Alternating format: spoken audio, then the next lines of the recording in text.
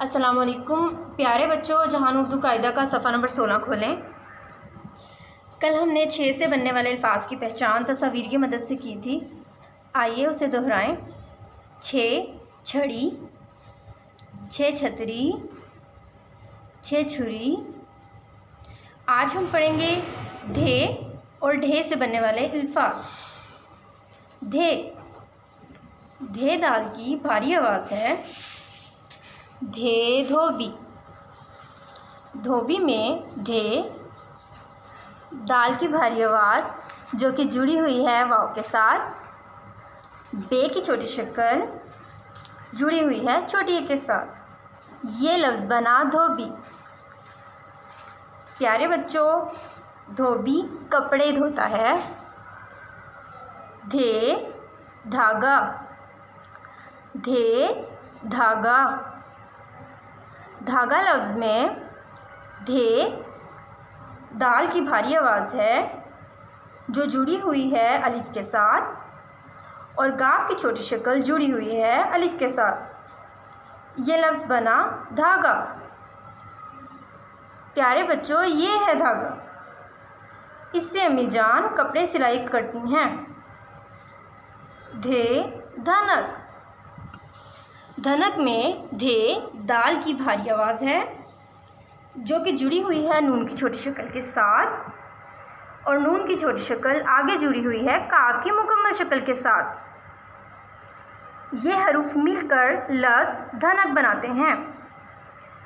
धनक, धनक बारिश के बाद आसमान पर बनती है। क्या आपने ये देखी है?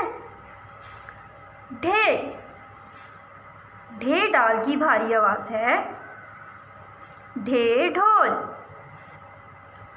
ढोल में ढे डाल की भारी आवाज़ जो कि जुड़ी है वाव के साथ और लाम अपनी मुकम्मल शक्ल में है।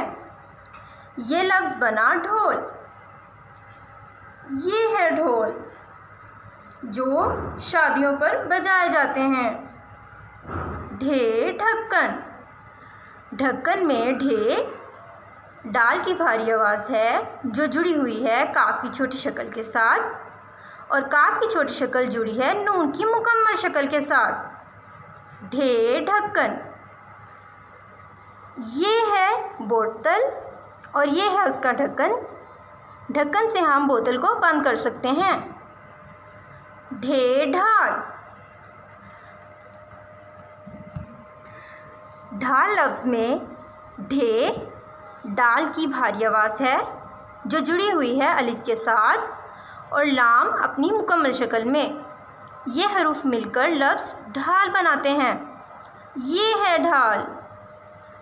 ढाल को पुराने वक्तों में अपने बचाव के लिए इस्तेमाल किया जाता था। धे और ढे। चलें अब हम अपने सबक को दोहराते हैं। धे धोबी, धे धागा, धे धनक। धे धोबी, धे धागा, धे धनक। ढे ढोल, ढे ढक्कन, ढे ढाल। ढे ढोल, ढे ढक्कन, ढे ढाल। आइए फिर से दोहराएं।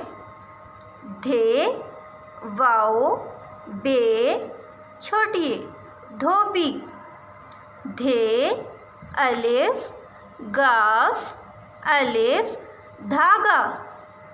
धे नून काफ धनक। ढे वाओ लाम